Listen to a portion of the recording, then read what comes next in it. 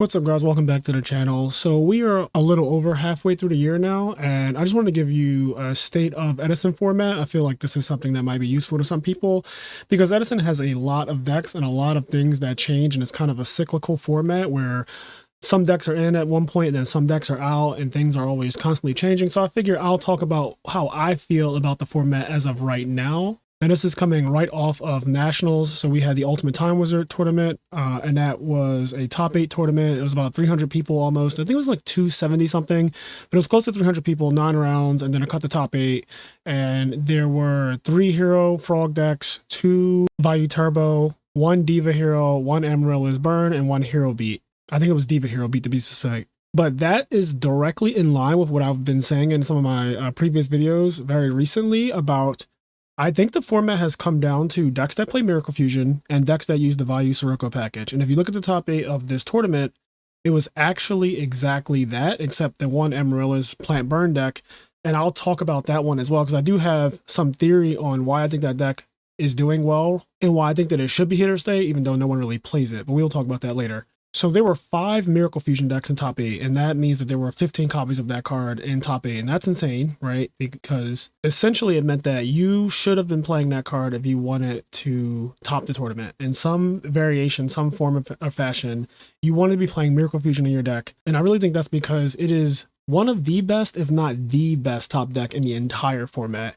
It might be the most crippling card for your opponents to see off the top of their deck. That's not something like Judgment Dragon. That's a very specific, only goes in one deck type of card. A Miracle Fusion is basically splashable at this point because so many different types of decks play, like Frogs, Diva Hero, and Hero B all play the card, and they all function extremely differently. So while their goal is all to summon Absolute Zero, they play so differently that when you're playing against them, if the zeros actually feel different. For example, Frogs, when it summons Absolute Zero, is often backed by Treeborn Frog, so he comes out at 3,000 attack very often in that specific deck. And then if he comes out with a dupe block, then things get even trickier because you can't even attack over the thing. Not that most monsters could anyway, but you can't even attack over it. So if you could make a Stardust and let's say make a Gale or whatever, it's really hard to even be able to get to the Absolute Zero, and he's huge. Frogs tend to make the biggest Absolute Zeros. I've had ones that are as close to 5,000 attack power just because of all my water monsters, and then sometimes my opponent might have one too, because again, the format is kind of split between Miracle Fusion decks and Value Sirocco decks. But what I really like is that there are a couple different versions of even the Frog Hero deck. So currently where we are, I'm the person responsible for pretty much optimizing the Frog Hero deck. I've been playing it a lot this year. I've seen a lot of success with the deck this year. And most of the builds seem to be a skeleton, taking the skeleton of my deck and then kind of going out from there, branching out. So this one right here that you see in front of you is my exact list from the Ultimate Time Wizard tournament.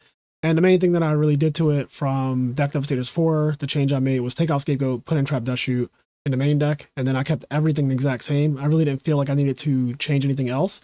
And people often ask me, how come I only play like one Ryza or one Junk Synchron, stuff like that? Because that does look weird when you don't understand why. So I'm going to explain exactly why. I did put it in the comment section to the person who asked this before, but I'm getting the question so often now that I feel like it's time that I just like say it in a video. So the reason why I play one Junk Synchron, one Ryza in this specific build, because there are so many different ways you can build this deck, is because this build's goal is not to spam Monarchs.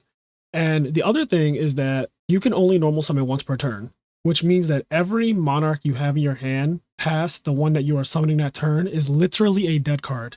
So think about that. So if you open up double Caius, double Ryza, Swamp Frog, and whatever, Trap, let's say, or Econ or something, that could be a good hand, right? Because you could just Monarch train your opponent and they might lose to it. But if your opponent has any interaction to stop your Monarch play, you could take big damage, and then the game becomes very easy to lose at that point because all of your cards are dead. So I was losing games where I would get solemned, like your opponent just solemn judgments your Monarch, and then your field is completely open. And contrary to popular belief, like the Frog deck is a pretty defenseless deck overall. Like we don't have Gores, a Battle Fader or whatever. It's a pretty defenseless deck. So it is prone to taking big damage. And that's kind of the way to beat the deck, is to do big damage in one turn after you stop them from doing something, and then do it again, or make it where they have to do some kind of desperation play.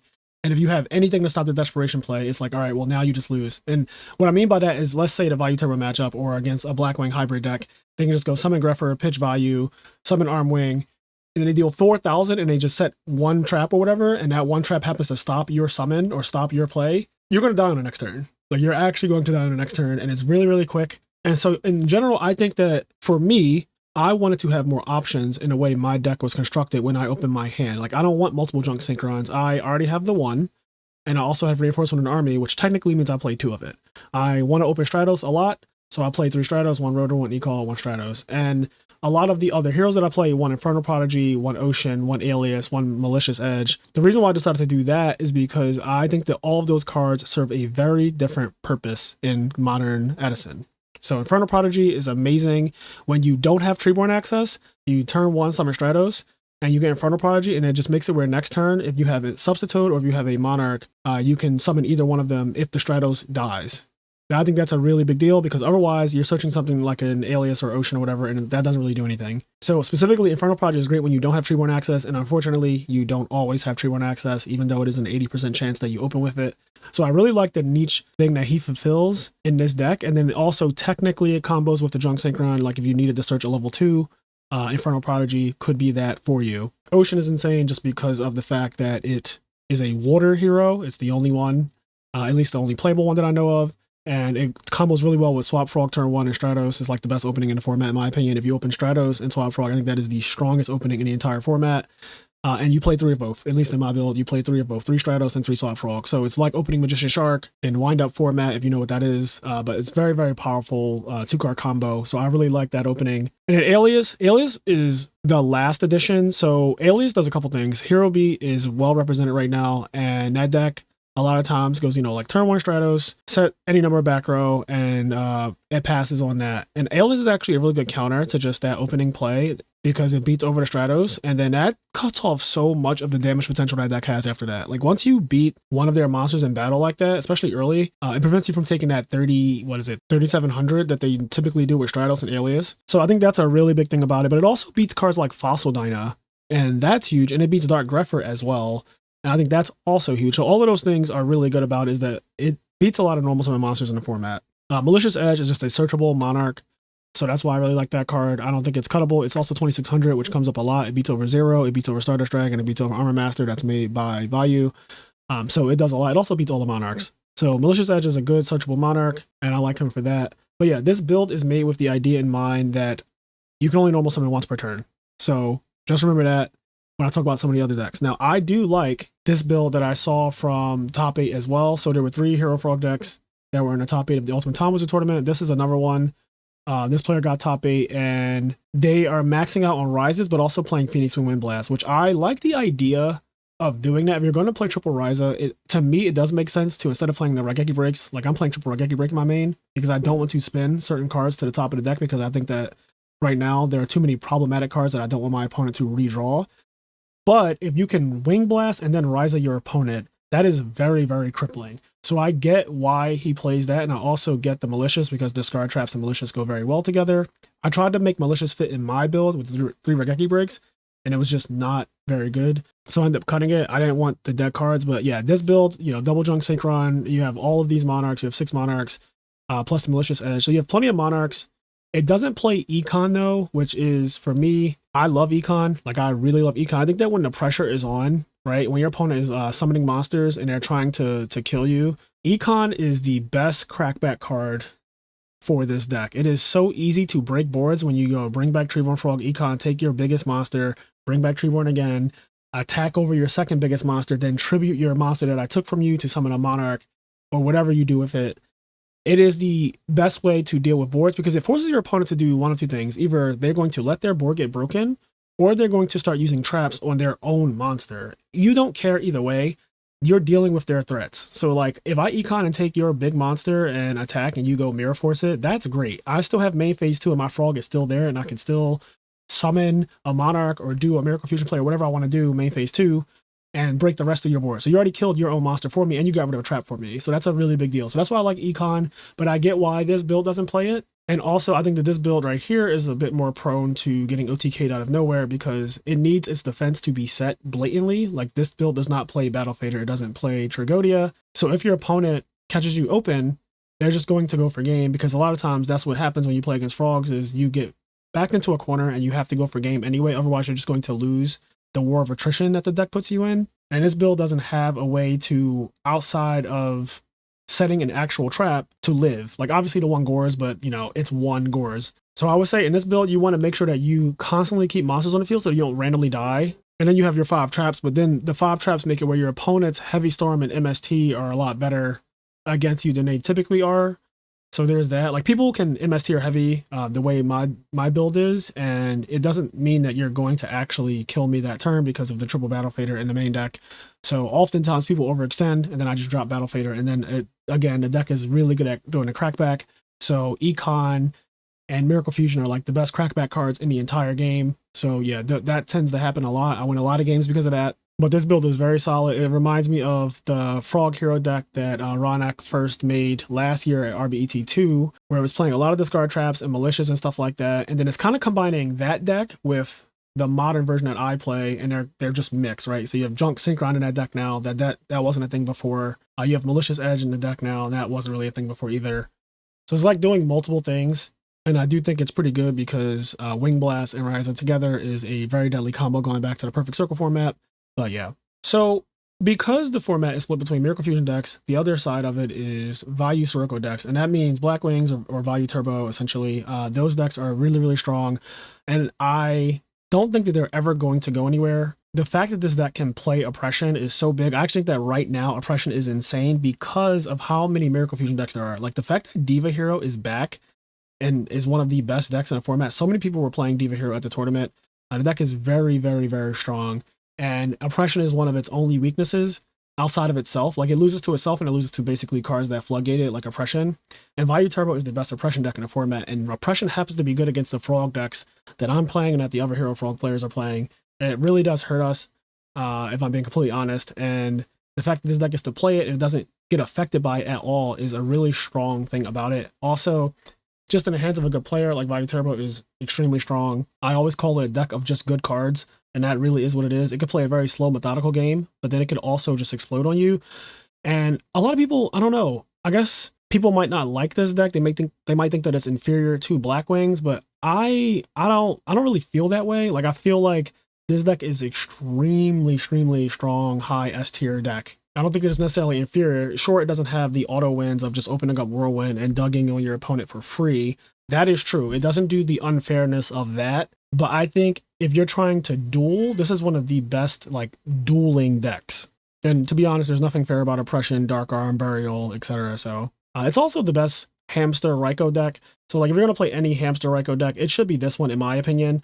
I think that we don't see Quick Draw at all anymore, right? Like that deck is completely just dead. And that was the original Hamster Raikou deck. It won SJC Edison, but it's just not very good in general. However, my opinion on that is slowly changing in theory, only in theory. This is not tested, but I do have a theory because of not only what I've been saying on my tier list about like the Plant Burn deck and how I respect that deck a lot, and I think it's very good. My other thing about it is I think Titanial is very good right now because Titanial is good against Monarchs, period. If you take away Absolute Zero, which we don't always have, right? Because you have to just raw draw Miracle Fusion. If you take Absolute Zero out of the equation and you just say, okay, you're a Monarch deck versus my Titanial, it's really, really hard to deal with her, which is why the Amaryllis Burn deck is actually a really scary deck right now because it plays multiple and it summons her multiple times with Call of the Haunted and DDR and Lone Fire and all that stuff. So Titanial is actually well placed right now. And if there's going to be a deck that plays 3, then the Monarch deck, I'm going to say, kind of has a weird matchup against it in general. Like, I don't think that Monarchs are very good into Titanial. Dark Dust Spirit is good, but most of us don't play that. So without Miracle Fusion, it can be kind of hard to out this thing. And the other easy way to out it is with Junk Synchron going into Catastrophe, but that assumes that your battle phase is going to go through, that your summon is going to go through, that you have a level 2 monster in the graveyard, and Titanial tends to come out very quickly. I'm talking about turn 1 Lone Fire Blossom, Titanial, there she is, and it's just like, all right, well, from turn 1, I am dealing with this 2800 monster that might have friends. There might be a Wing Blast backing it, and you summon a Junk Synchron, and you bring back a guy, and they Wing Blast your guy and leave the Junk Synchron out there, or vice versa, whatever. It's really, really bad. So I think that Quick Draw might actually be better right now than it's probably ever been because of how good Titanial is, and also because Drill Warrior is surprisingly annoying as hell to deal with frogs. Like, if you can't kill the frog deck in time, and what I mean in time is not literally in the round procedures, but it's just like if you can't kill them quickly, the 2 Dandelion tokens that they get every turn, and plus whatever monster they might put on the field with it, is super problematic for the Monarch deck to deal with. It's really hard to break through all of their annoying ass summons. And again, this is like all completely theoretical. I'm not 100% sure if what I'm saying here is true, but I tend to be right more than I'm wrong when it comes to these type of things, just because I've played so much Yu-Gi-Oh! I've seen so many formats, and I kind of feel like I understand the changes that are happening when they're happening or before they happen, and I'm good at analyzing matchups and stuff like that. So yeah, I think that in general, decks that play Titania are good into Monarchs, and if Monarchs are going to be such a force in the format, which they certainly are now, then decks like this will be here to stay, and they'll perform well overall. Also think that like Fiend Comedian is an absurd card. I don't know if you guys have read this, but when you flip a coin and call it right, it banishes your opponent's entire graveyard. And then the contrary of that is if you call it wrong, you mill that many cards from the top of your deck, which is also, for this deck, a very good thing. So this card is cracked. This is the only deck that really sides it, but it's absolutely insane against Frog Heroes. Like, it's very, very good against Frog Heroes because it hits everything. Like, it's not a Soul Release. It's Soul Release's biggest problem to me is that it's not a trap, right? Is that you could draw it after the fact. But Fiend Comedian, you have a chance to actually use it, and it could hit before things just go wrong. So one of the other things I wanted to quickly talk about is Black Wings didn't top this event at all. I don't think that any one tournament is indicative of any one deck's performance or like how it's graded in the format, how good it is in the format, right? So, you know, Black Wings 1 week will take up the most spots in any given tournament, and then the next week they won't even be in the top 8 at all. We've seen it before, we will see it again. But I do want to say that I am not a fan of the pure Black Wing deck, and I think that right now is a bad time to be playing pure Black Wings because Hero Beat, as we know, is like one of the most popular decks, and Hero Beat beats the shit out of that deck, and Monarchs do too. If you do not draw Whirlwind, right, and you're playing the pure Blackwing deck, it is not a good deck into Monarchs or Hero Beat. Monarchs love you to open up like, so your non-Whirlwind games or the games where you open up like a Bora, maybe a Kalu in like 4 or 5 traps, you're not winning. Like, I don't know what to tell you. You're just not winning with those kinds of hands. And I'm saying that to say that the builds that are more scary of Blackwings to me are the hybrid builds that play Grepher, which people have completely foregone because of that whole pure beats hybrid. So at one point, Blackwings was so dominant that you had to make your deck specifically with Blackwings in mind. So playing the hybrid build, people were like, oh, it's bad to play hybrid because the pure Blackwing build beats it. And whether that's true or not, I really don't care.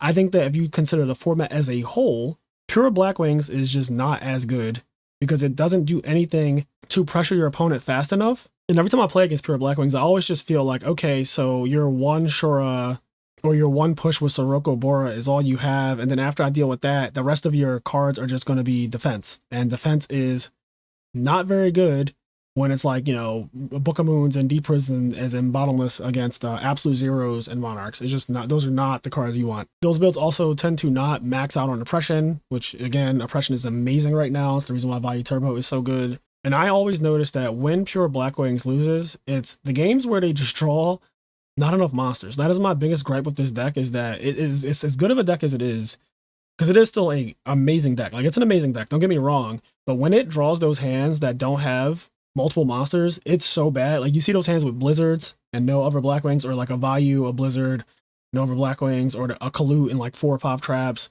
or just one Bora, one Shura, and then Shura gets bottomless. The next thing you know, you're just sitting there with the Bora, and it's like, all right, are you going to win the whole game with this Bora? Like, probably not. Like, I'm a big fan of the build that a True Hero played recently to get top 4 at RBET. He played like triple Vayu, because I think that the other thing is playing Icarus attacks. You need monsters to tribute with Icarus attack. I think that is a really important thing that a lot of people seem to just take for granted. So we only play these builds with 18 monsters or like 19 monsters or whatever. You don't have that many monsters to attack for game, but also to use your Icarus attacks with. Because Icarus attack takes a card from you as well. But when you're playing triple Vayu, whether you play Greffers or not, if you play triple Vayu, you have a constant stream of cards to use Icarus attack with, and then they happen to be cards that are good to have in the graveyard. So it's always been my opinion that I think hybrid builds are just better, and hybrid just being, you know, you play triple Vayu.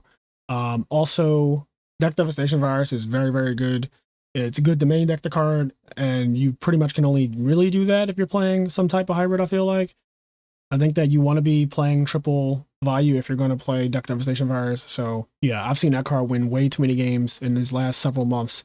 Deck Devi has just been absolutely absurd. That card is not fair, and it's really unfair game 1. I think people underestimate it game 1, but because no one really thinks about it game one, but it is a card that decks like this can play, and it is very, very deadly, if for nothing else than just the fact that your opponent knows exactly what you have, and those games are so damn hard to win. And last but not least, I know a lot of people want to hear me talk about this, but the way I feel about dragons. So there's two dragon decks, and they both, before nationals, they won tournaments back to back, which was actually insane. So dragons won with a trap dragon build, and then the very next week Dragon Turbo won, and there was all this fear going into nationals that, oh god, is there going to be a lot of Dragon Turbo? Is there going to be a lot of dragons? Is this the dragon takeover and all this other stuff? And it just did not pan out well.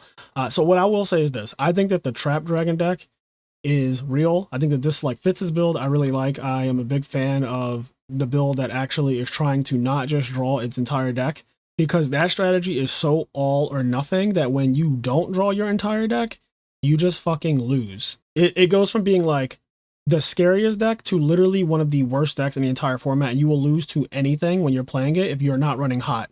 So I understand that the deck was able, Dragon Turbo specifically, was able to win a tournament, but if you look at the replays from that tournament, it's like, okay, you ran the fucking hottest that anyone has ever ran, and you really should go to the casino because it is a casino deck. And if you're running that hot, like, I would just go do something better with my time. On an average day, the deck craps out on you way more than you would think. And a lot of good players, they know how to play Dragon Turbo. They do play Dragon Turbo. Even the deck's creator, Hydro Pump, like, he played it at the tournament and he didn't do so well. And that's not to like shit on him, but I bet that when he lost, it wasn't because like, oh, you know, my opponent was so much better than me or whatever. It's like, yeah, you probably just drew one of those hands that you can't afford to draw against somebody who realizes against Dragon Turbo, I'm just going to ape out and attack you for game as fast as I can. But I think that it's the quintessential deck of, if it's your day, it's your day. And if it's not, you're going to know very quickly, and your tournament is not going to go very well. It is not a deck for consistency. But Edison is a format that is pretty inconsistent overall. So on any given day, a deck like that could just, you know, win. It could actually happen, especially if it gets in top cut, because then it only needs to win, what, 3 rounds or whatever if it's top 8. So it's like, all right, well, it's here now. If somebody doesn't stop it, or if it's just drawing insane, if it's just drawing Future Fusion a lot, or Cards of Continents and Whitestone together a lot, then yeah, it's probably just going to win the tournament. But again, on an average day, on a regular day, I don't think that Dragon Turbo is something that we all need to live our entire lives in fear of. And yeah, none of them topped this tournament, and there were people playing it. I actually played against, so I played against a regular Dragon deck like this one, round 2, and I was afraid the entire time because he had traps, and if he drew Future Fusion at any point, I was like, I'm just going to lose. Like, if he literally has Future Fusion at any point, it's going to be game, because he's playing the Red Eyes Wyverns, and that card with Future Fusion makes it actually the most unfair Future Fusion you can have. Like, it's one thing when the Dragon Turbo deck does it, because at the end of the day, it doesn't actually become threats on the field. It thins their deck out, and it gives them blue eyes. It's essentially what it does. But like, their deck can actually still lose playing Future Fusion, whereas I feel like this one, when it plays Future Fusion with the Red Eyes Wyverns, it's just actually game. It's way too much card advantage to deal with for any regular deck. You need to draw so specifically nutty to win when this deck draws Future Fusion. I'm talking about the Fitz build. But yeah, that's how I feel about the state of Edison right now. Again, just to reiterate, Miracle Fusion decks and Vayu Sirocco decks are pretty much, you know, where we are.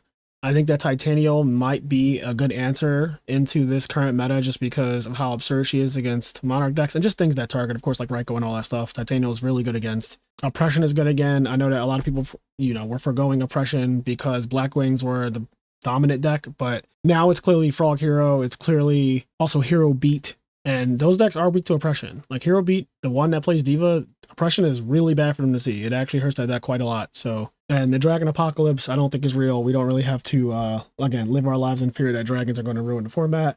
The Dragon Turbo deck is way too inconsistent to do that. But I think that the meta could be pushed more for the Trap Dragon decks, and they could become a real problematic S tier deck in the format. All right, well, I hope you guys enjoyed this video. I will catch you in the next one.